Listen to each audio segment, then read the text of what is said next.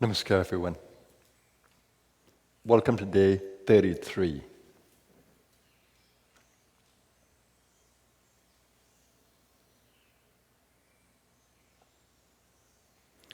We understand that the power of the universe is unlimited. The intelligence of the universe is unlimited, limitless.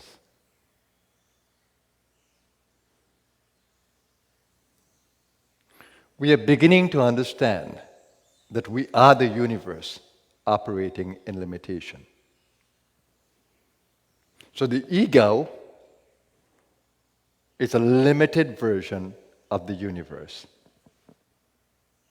So it is not to downplay the ego, it's really to understand why the ego is such an important function, instrument. Ego is an instrument of the divine. It's divinely created. It's illusory because it's divine in masquerade. But we are so wrapped in the illusion that we cannot understand that this can be the divine. Because this is capable, because of free will, it's capable of doing anything. What we may term good and evil, the universe sees differently. The universe sees duality. Not morality, duality. Because the universe itself destroys. For food, one animal will kill another mercilessly.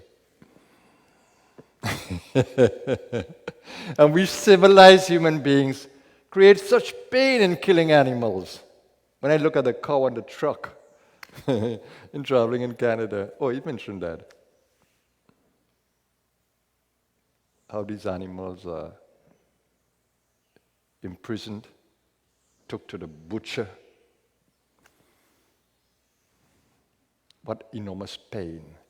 When I was a young boy, I used to hear when they're killing the pig, oh my God, it used to be a long steak, and the pig but the whole village would hear this pig. Or the goat, when we rear the goats and knowing that it's going to be killed, oh my God.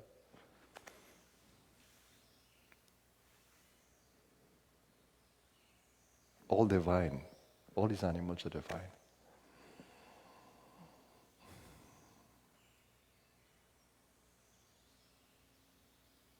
So we human beings are capable of destroying.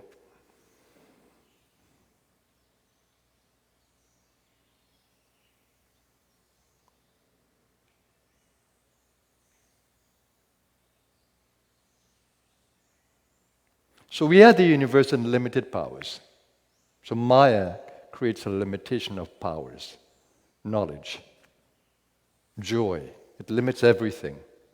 But nonetheless, we are the universe. When we begin to understand that, then we can truly act differently, think differently.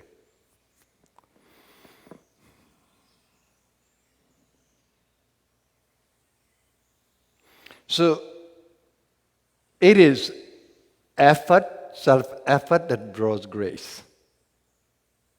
And remember that the journey of uncovering that divine awareness is a journey of the ego getting into more expansive consciousness of its self, of its universal self. It is opening up its consciousness, and guess what happens? The illusion, the veil, is beginning to lift and lift and lift. And then the ego begins to feel more of its divinity. Its consciousness is changing. So where does the ego go? Where does the limited ego go? It doesn't go anywhere. It wasn't real in the first case. So it's coming out of the illusion. That's all that happens to your ego. It comes out of the illusion. And as it comes out of the illusion, it realizes more and more that it is divinity and begins to act from there. Begins to thinking that. Begins to will from that. But during that journey of ignorance, it doesn't even think it is divine.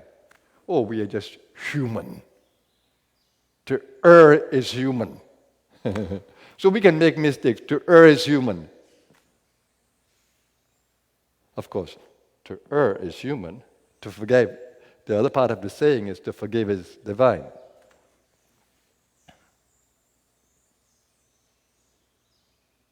So we need to move away from human identified consciousness to divinely identified consciousness. And it has to be an experience, not an intellectual knowledge. Can you imagine all those who are forced to fight in the war? Of course, fighting for liberty and human rights, perhaps. But how painful it is for these veterans of war to remember they kill another human being in the heat of war. Of course, you know, that's a big problem psychologically for a lot of these veterans. Because when they come back, gosh, all these faces in their mind, all this hurt and pain. Of course, in the heat of war, they can justify it because they're fighting for human rights. But the psychological condition that comes after, the trauma, it's difficult.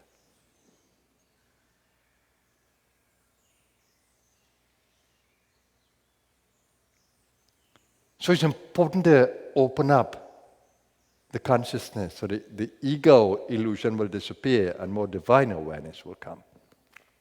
But the divine has us in a play.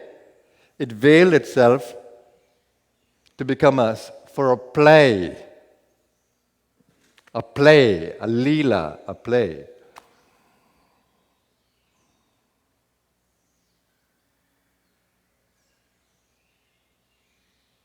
So how do we play and not fight?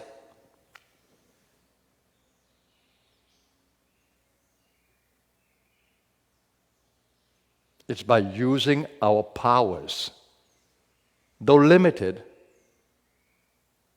wisely. Now let's discuss the powers that you have, that when used in ignorance or darkness, can create hurt and pain and misery, not only to yourself, but to society around you. So more than anything else, it is important to understand the powers that you yield in this soul experience.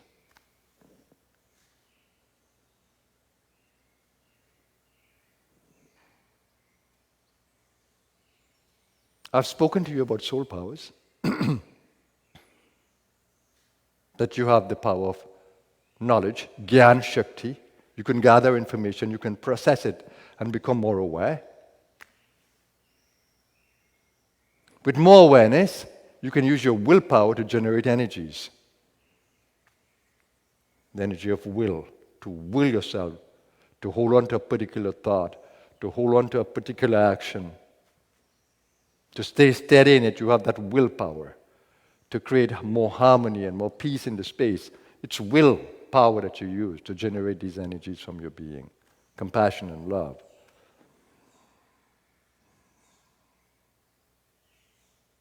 And then you have the power of action. You can act.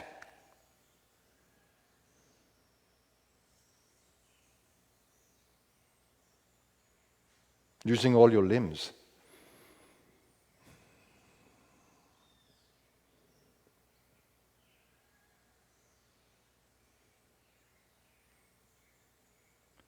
But though your soul has these powers, you are acting through a human form. Guess what? Guess what?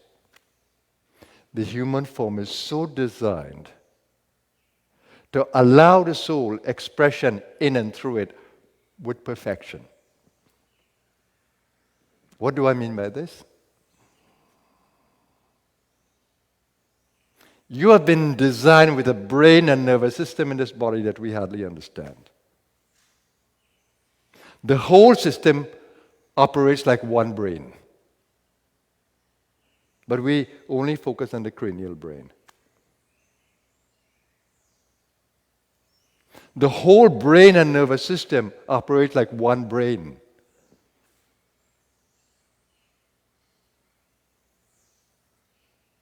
It can gather information, and it can send. So you can use these senses in a motor way, action, motor, or in a way of gathering information. So that's why in the yogic tradition, we speak of 10 senses. The doing senses, the motor senses that we call karmendriyas, and the gathering information senses, Gyan Shakti, Kriya Shakti.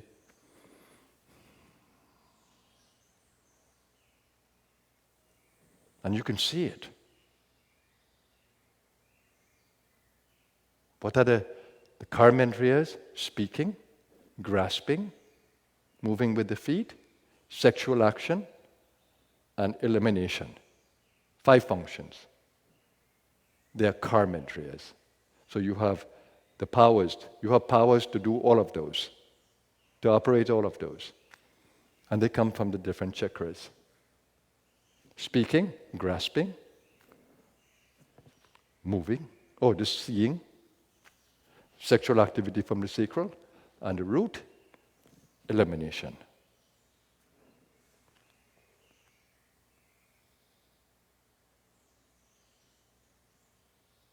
So your body has been designed with such capability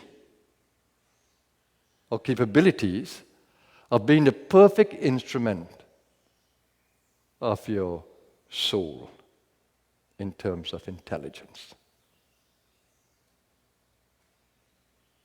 But what is important to note is that you have 3 power centers in this system.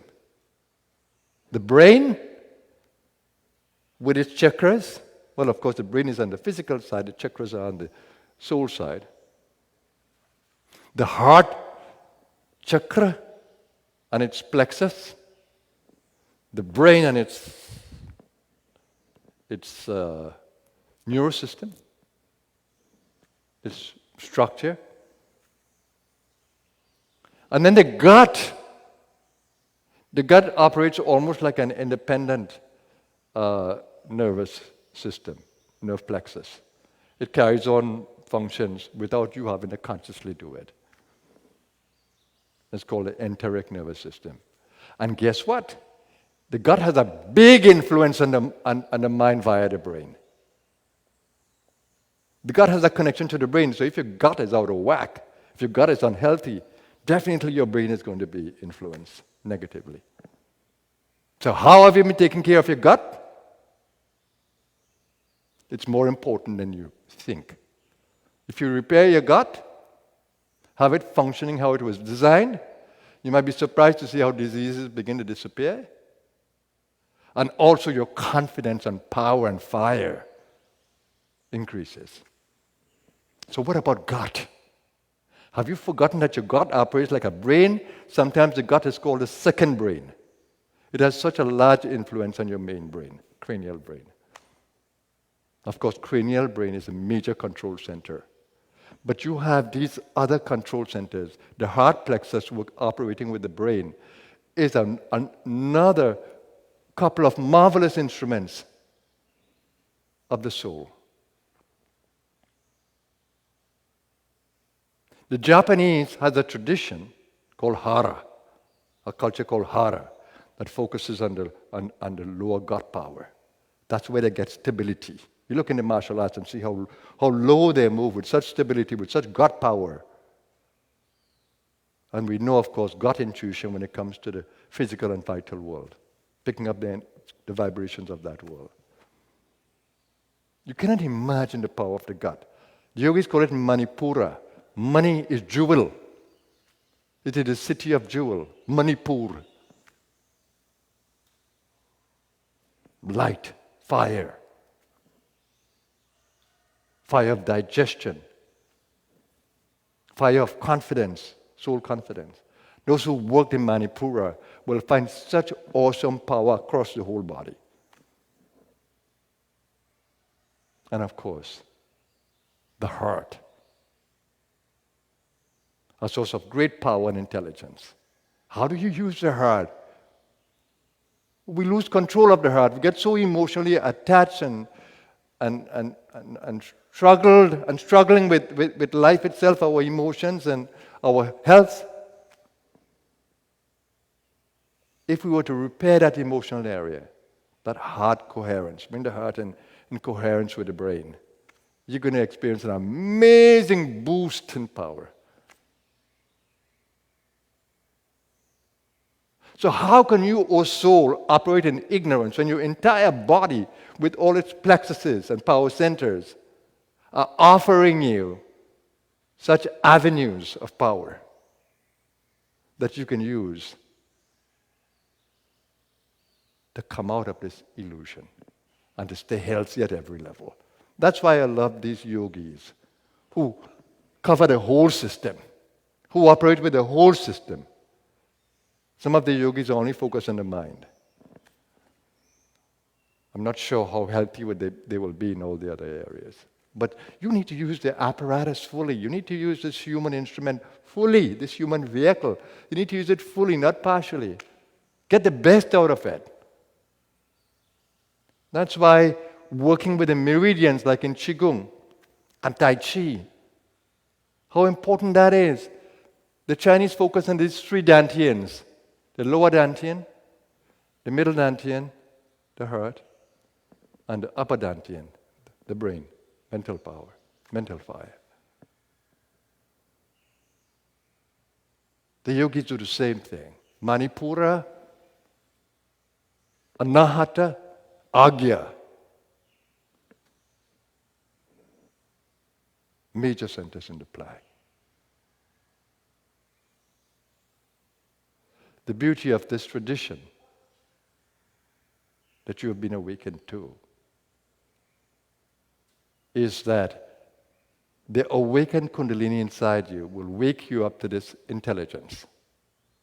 And she will try to help you in the play, try to guide you, to wake up to your power and to use it honorably. She will urge you from inside. She'll bring the guru to help you. She'll bring other evolved souls to help you. She'll bring all the information you need through books, through videos, through a universe. She'll bring all the information you need. All you need to do is to act wisely, responsibly, learn, grow. So your meditation sitting here with me is to open up these power centers, open up your awareness, learn to use the prana inside. And then off the mat, you learn you train yourself to use it in the world.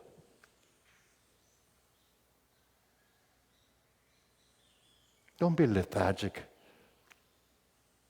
and sit behind your computer all day and behind your cell phone all day. Open up the life, breathe, move, walk, get the meridians active. Fire up the prana from the power centers.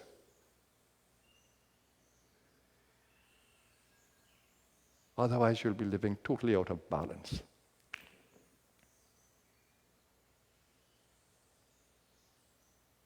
It's such a joy when you understand this play and can live it to the fullest without fear. Without fear. Understanding that there is no death to the soul that knows itself. There's only change, no death. When the body disappears, you are now in a different state of consciousness. You don't disappear. Body came together in a womb, and it will go back. Dust to dust, ashes to ashes. Don't get caught up in the body. Appreciate what is behind the body, what is using the body. The driver, appreciate that. So you need to use all of you knowledgeably, responsibly, wisely in the play. All of you. This body has been marvelously designed to cooperate with your soul, that your soul can express itself fully. Be awakened to your body. Don't abuse it through your ignorance. Learn more about it. It's beautifully designed. It's the best instrument that you can think of. Don't abuse it. Don't destroy it. Learn more about it. Keep it healthy. It's a beautiful instrument. It's designed with neurotransmitters, the feel-good chemicals. with spaces in the brain, functions in the brain to make you ecstatic in the human experience.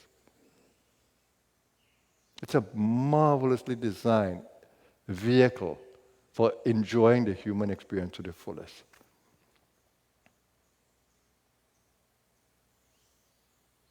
And you can only justify having something when you use it perfectly and well.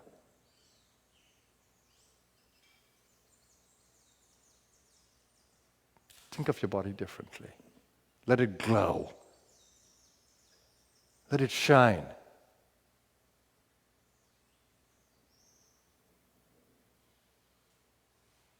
Enjoy the human experience from wisdom, higher consciousness. So that's the message today.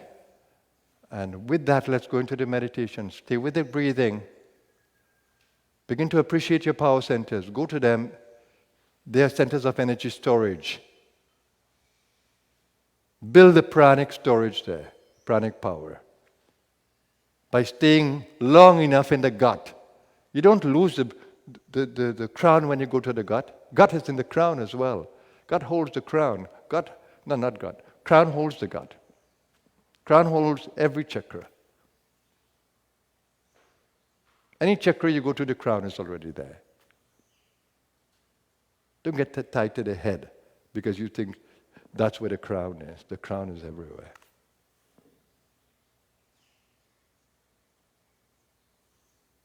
Once you begin to open your awareness everywhere, you're opening up crown consciousness. Nourish the heart, nourish the gut, nourish the plexuses, and begin to enjoy a body full of vitality and a body that becomes a great, great source of strength and support for your meditation. Join me in this space.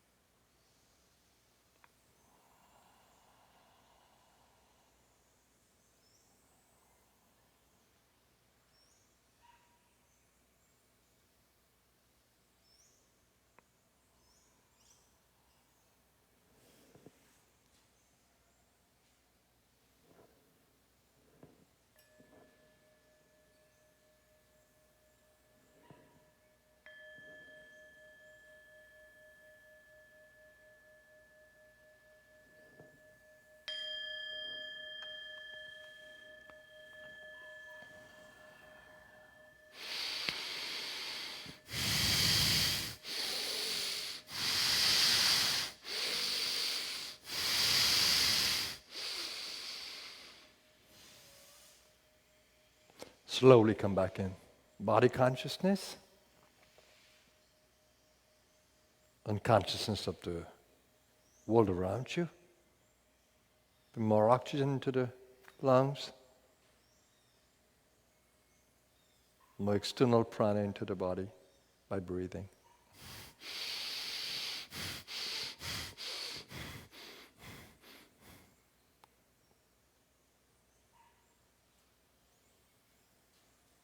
Pranic channels are different in the breathing than the air passages.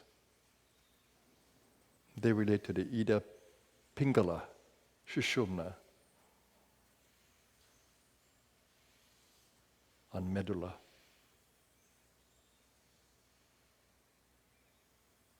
Together with Ujjayi breathing.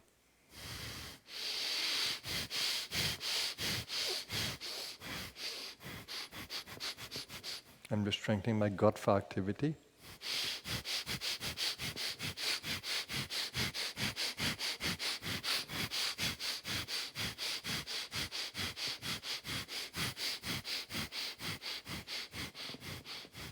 For voice power, for vitality at the core, for action.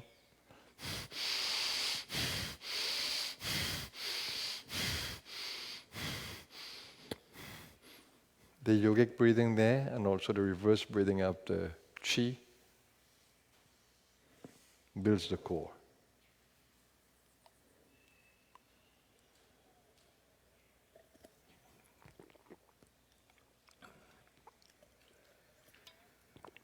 Your eyes should see better when you are energized. You should feel the taste buds. That's why I drank the water. You smell, which is connected to the earth. You should be able to smell better, hear better, see better, taste better, touch better.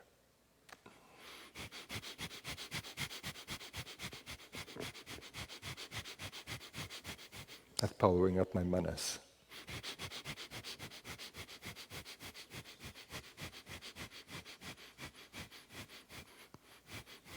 With a strong abdomen. Firm and strong abdomen.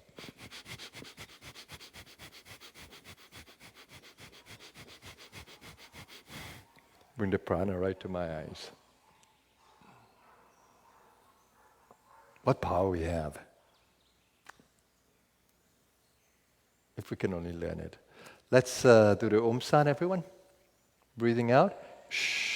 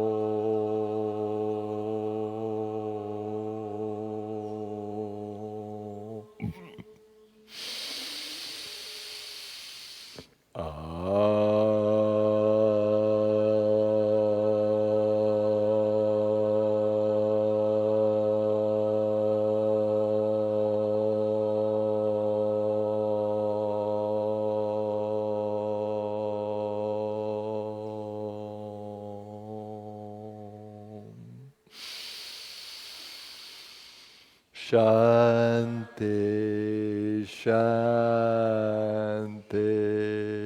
Shanti.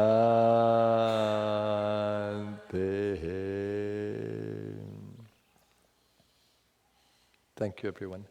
The reason why I give you such attention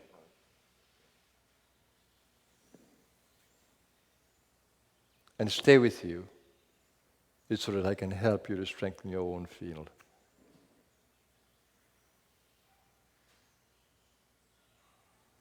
That is far beyond the visual of seeing me, far beyond the words you hear from me. It's an energy thing, an energy communication, an energy connection that can grow your own field into being stronger. I pray and hope that you can appreciate that. That's why I gave you my presence. You're part of my karmic play, and I honor that. And I treat that with great respect. You're my universe. I don't see you as different to me, and I treat you as I would treat myself. You are myself, in another form. So it makes a lot of sense to listen back to what all these days that I'm giving to you. Listen, listen, listen until you pick it up intuitively, until you catch it. That's why we produce videos for you, audios for you, transcripts for you. Study them, reflect upon them, and get into the realization of what they have there. The world will turn around.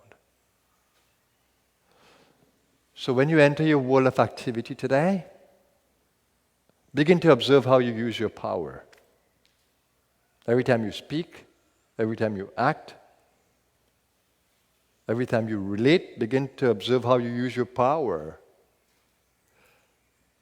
Is the use of your power diminishing your prana, your vitality, or is it adding?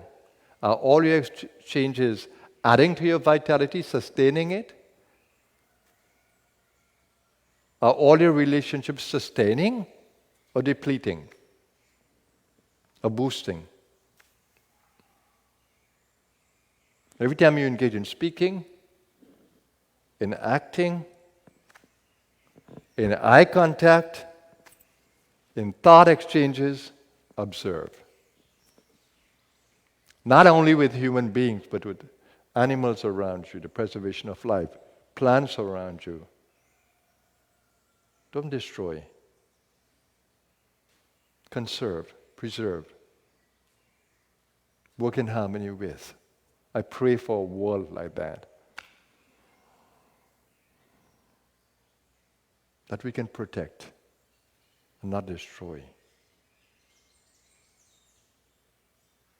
The divine has given us,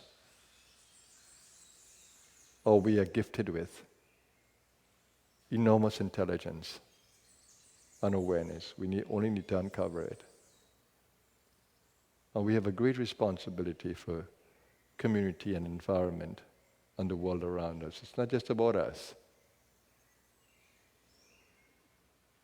We need to make the inner transformation.